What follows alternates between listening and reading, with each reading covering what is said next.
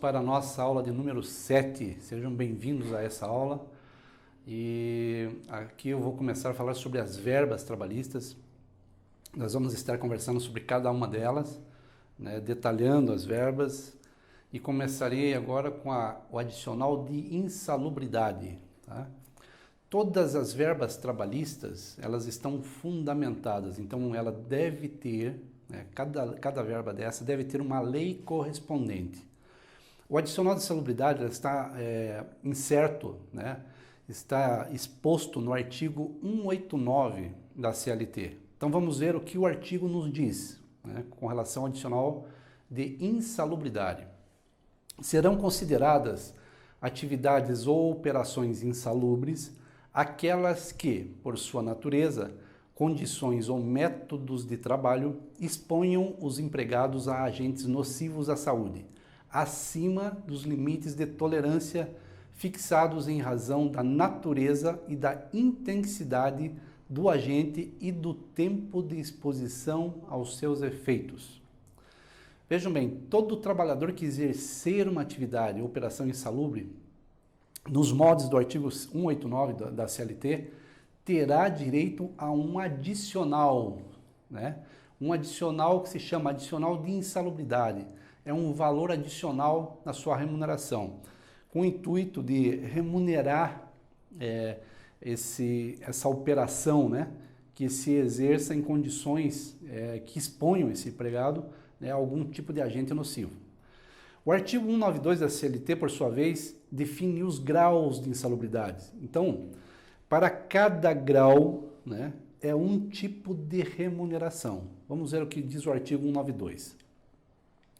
O exercício de trabalho em condições insalubres, acima dos limites de tolerância estabelecidos pelo Ministério do Trabalho, assegura a percepção de adicional, respectivamente, de 40%, 20% e 10% do salário mínimo da região, segundo se classifiquem nos graus máximo, médio e mínimo. Então,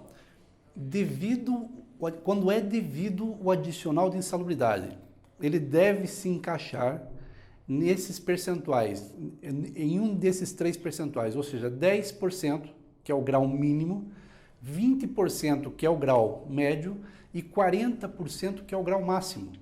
Então, vale lembrar que o adicional de insalubridade tem caráter transitório também. Então, veja bem, a partir do momento que cessarem essas atividades insalúferas, né, ou quando ocorrer a eliminação dos agentes nocivos, nesse trabalho realizado pelo empregado, automaticamente, né, lógico que isso é feito um levantamento técnico, e esse pagamento do adicional cessa, né?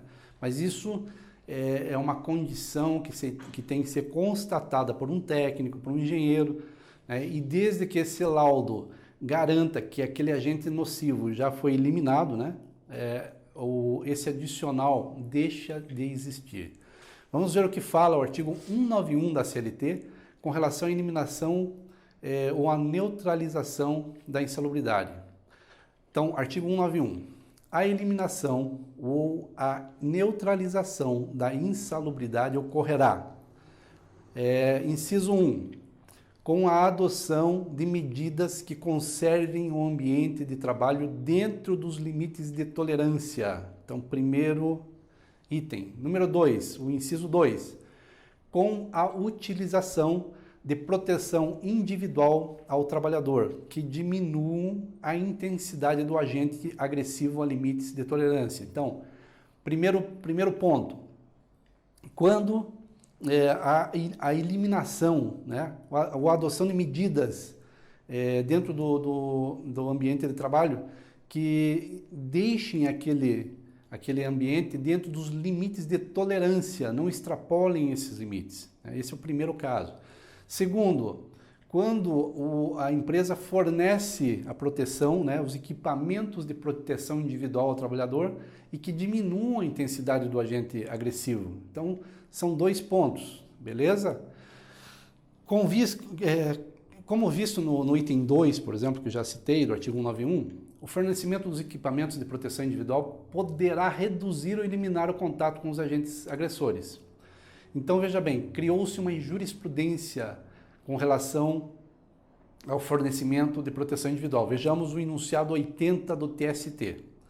Diz o seguinte: a eliminação da insalubridade pelo fornecimento de aparelhos aprovados pelo órgão competente do Poder Executivo exclui a percepção do adicional respectivo.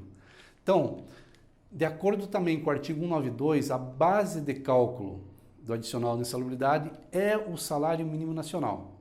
Entretanto, então vamos falar agora sobre a base de cálculo, né? Qual é a base? A base fixada pela lei, pelo artigo 192, é o salário mínimo, né? Entretanto, pode ser também o salário mínimo regional. Então, a base é o salário mínimo nacional e também pode ser o salário mínimo regional. Também pode ser o salário normativo e também pode ser o salário contratual, desde que haja uma previsão dentro dos autos ou uma previsão convencional. Vamos deixar bem claro esse ponto. Então, qual é a base de cálculo previsto na lei? Vamos ver lá a lei. Então, a lei fala o seguinte: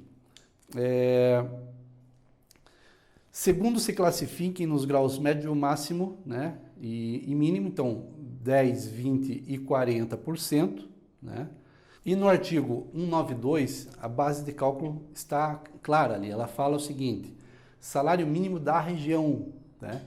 Então, primeiro passo, você pode utilizar o salário mínimo nacional. Então, qual é a região? Nacional. Segundo passo, o salário mínimo do estado. Então, pode ser? Pode. Terceiro, o salário pago efetivamente ao trabalhador em cada período de trabalho, em cada mês de trabalho. Pode, também pode. O piso salarial da categoria? Pode. O que tem que ser notado nesses casos é o seguinte: quem é que define a base de cálculo? É a sentença. É o juiz na hora de julgar. É ele que vai definir. É claro, o reclamante, por sua vez, quando elabora a petição inicial, esse pedido tem que estar bem definido também. Então, se ele pede, por exemplo, com base no salário ou no piso da categoria, né, piso base da categoria, ele tem que estar fundamentado, né, com base na convenção coletiva da categoria. E lá está exposto o seguinte: se acaso for devido o adicional de insalubridade para o trabalhador, né, esse adicional terá como base o salário da categoria, o piso salarial da categoria. Então, isso está expresso em cláusula convencional, né? E aí depende da fundamentação do autor na petição inicial. Uma vez fundamentada, uma vez que ele junta aos autos essa convenção coletiva, né, de todo o período, o juiz, com base nessa argumentação e com base nessa prova juntada aos autos, ele vai definir que é devido ao adicional de insalubridade com base no piso salarial da categoria, conforme consignado em cláusula convencional. Por outro lado, o juiz pode entender que o piso, a base de cálculo seja o salário pago contratual. Pode, o juiz pode definir isso. O juiz pode entender que não, uma vez que não foi apresentado nenhuma base de cálculo na inicial, é o salário mínimo nacional ou o salário mínimo regional. Então, quem define efetivamente a base de cálculo deve ser a sentença, deve ser o juiz. Caso não haja essa definição, isso pode ser trabalhado na hora da realização da conta, dos cálculos. E aí o perito tem que analisar o contexto geral, né?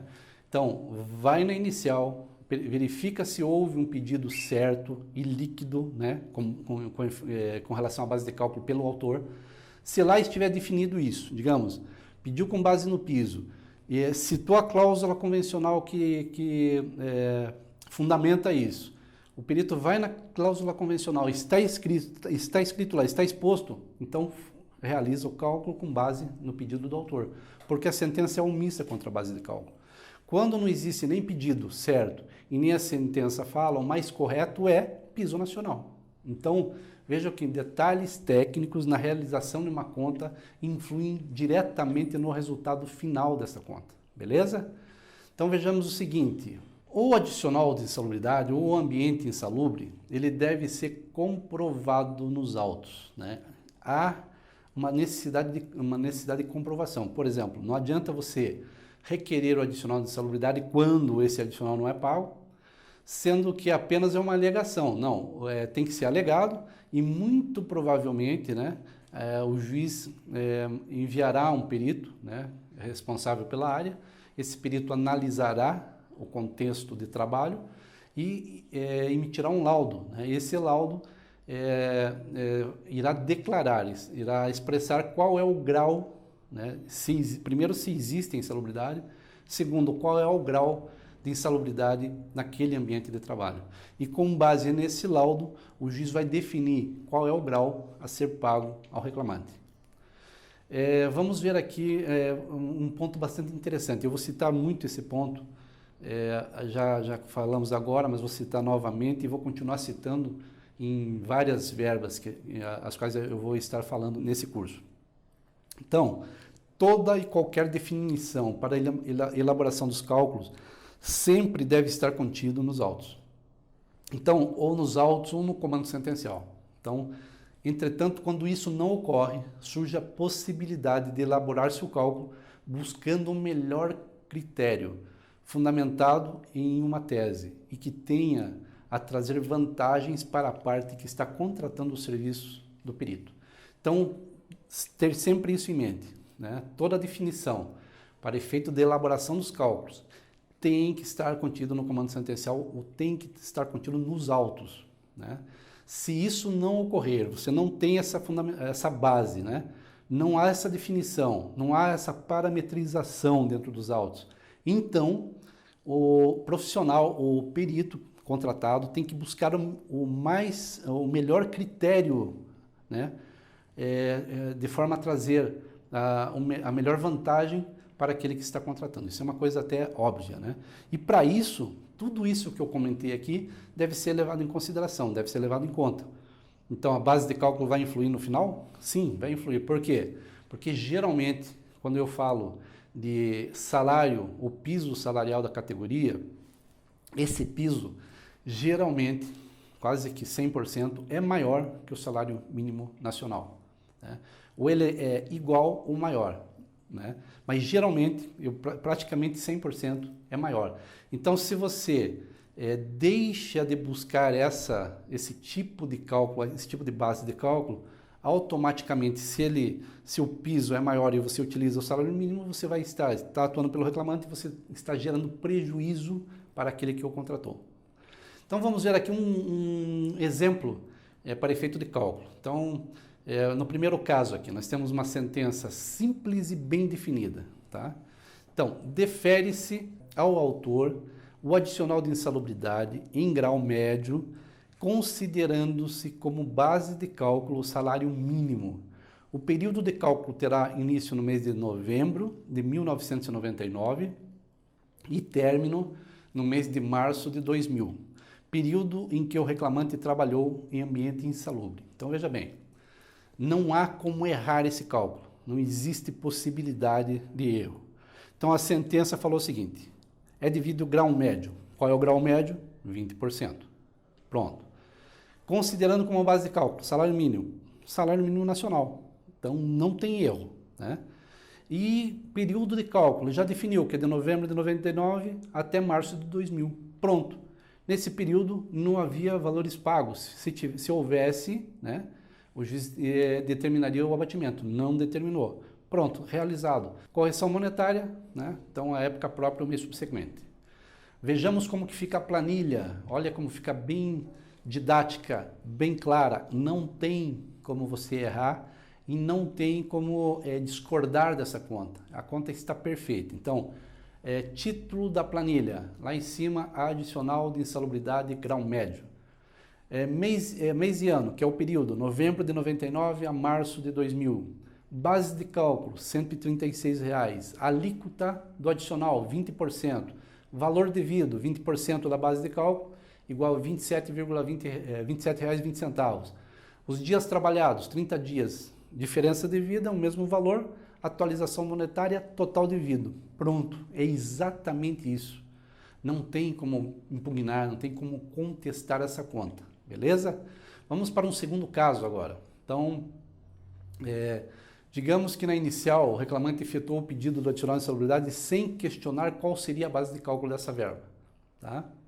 Na fase de instrução foi juntada a convenção coletiva do trabalho, da categoria do reclamante correspondente ao período de trabalho, a qual tem uma cláusula que prevê como base de cálculo o adicional de insalubridade, do adicional de insalubridade o piso salarial da categoria, que é R$ 300 por mês, para o período de vigência da convenção. Então, 1º de 11 de 99 e 31 de 10 de 2000. Vamos ver como é que ficou a sentença. Defere-se ao autor o adicional de insalubridade em grau médio. Até aqui sem nenhum problema. Período de cálculo terá início no mês de novembro de 99 e término no mês de março de 2000. Período em que o reclamante trabalhou em ambiente insalubre. Correção monetária pelos fatores dos meses subsequentes. Tá, meses subsequentes sem problema, período sem problema e cadê a base de cálculo? O juiz não faz referência alguma sobre essa base. Então vamos lá.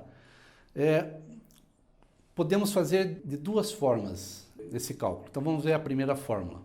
Pelo reclamante. Então, como eu faria pelo reclamante?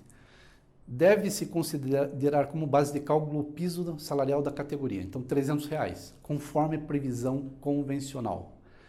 Veja bem, o reclamante não fala nada e o juiz não fala nada quanto à base de cálculo, mas existe nos autos um documento que comprova que a base de cálculo daquela categoria é R$ 300, beleza? Então vamos ver a planilha. Então, adicional de insalubridade grau médio. O que muda em relação à outra planilha? Lá, a base de cálculo que passa a ser R$ 300. 20% de R$ 300, R$ 60.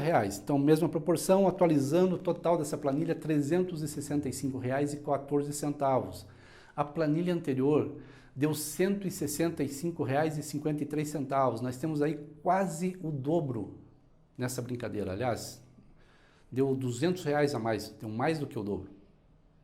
Então, é uma diferença substancial e nós estamos falando de um período só de 5 meses. Imagine se fossem 5 anos, quanto seria essa diferença? Sem definição de base de cálculo, pelo reclamado, então pela empresa que contratou o profissional, como não há definição de base de cálculo, veja bem, essa base deve ser, para efeito de base de cálculo, deve ser considerado o salário mínimo nacional do período. Qual era o valor do salário mínimo nacional? R$ 136, como previsto no artigo 192. Então, como está previsto no artigo 192, e a fundamentação do perito, do perito da parte é exatamente essa, então, como não há alegação, como não há determinação na sentença, ele fundamenta com base no artigo 192, que diz que a base de cálculo é o piso nacional, né? Então, e nesse caso, R$ 136. Então, vejamos lá, base R$ 136, né?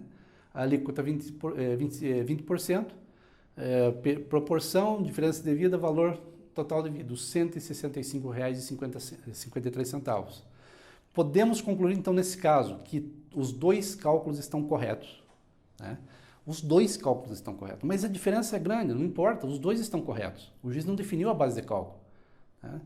Como que acontece nesse caso, então? As partes apresentam a conta, né? Pode ser que entre um terceiro perito que seja o perito judicial, né? O perito apresentado pelo juiz, nomeado pelo juiz. Esse perito vai apresentar a conta, né? Uma conta que seja diferente dessas aí, ou indo para um lado para o outro, mas a parte que for contrária ao laudo tem que impugnar. Tem que dizer que aquela conta é errada, com base na argumentação que eu passei para vocês agora, ou argumentando que a base o piso salarial, conforme a convenção coletiva juntada aos autos, que está bem definido lá, ou a base é a lei, né? Ou um ou outro. Qual estará certo? Os dois estão corretos, mas definitivamente a decisão caberá ao juiz. Então, isso vai ser remetido ao juiz, o juiz vai analisar o caso, e com o livre convencimento dele, ele vai proferir uma decisão e vai homologar a conta que ele entende como correta, beleza? Vejamos o seguinte, vamos falar sobre mais um caso. diferenças devido a adicional de salubridade. Então, isso são diferenças. O que significa esse caso? A empresa já pagava um determinado valor, né? O reclamante entrou com uma reclamatória requerendo uma diferença em face, provavelmente, do percentual, ou alguma coisa assim, ou com base ou em face da base de cálculo, e houve um deferimento favorável ao reclamante. Então, vejamos como ficou. Com base no laudo pericial elaborado pelo Dr. Tal, constata-se que o ambiente onde o autor laborou era altamente insalubre, atingindo o grau máximo conforme demonstram as medições realizadas pelo perito. Então, o perito foi no local, com todo o equipamento, realizou a perícia e constatou que o grau era o máximo possível para aquele ambiente de trabalho. Então, vejamos o que o juiz define. Desta forma, defere-se ao autor o adicional de insalubridade em grau máximo, considerando-se como base de cálculo o salário mínimo. O período de cálculo terá início no mês de novembro de 99 e término em março de 2000. Como a empresa sempre pagou o adicional de insalubridade em grau mínimo, os valores efetivamente pagos deverão ser abatidos. Então, aqui é a diferença de adicional. Grau mínimo 10%, grau máximo 40%. Então, faz-se o novo cálculo com base no grau máximo e abate a diferença ou os valores pagos no período contratual. Aqui está a planilha. Então, adicional de insalubridade, grau máximo, né? Período é o mesmo, a base de cálculo, salário mínimo, alíquota 40%, valores devidos, então, 54,40, valores pagos 13,60, diferença devida, R$ 40,80. Faz-se a correção monetária, total devido R$ 248,30. Vejam que é mais um caso envolvendo o adicional de insalubridade, beleza? Senhores, era o que eu tinha para esse momento, para essa aula, e nos vemos até a próxima aula. Muito obrigado pela sua atenção.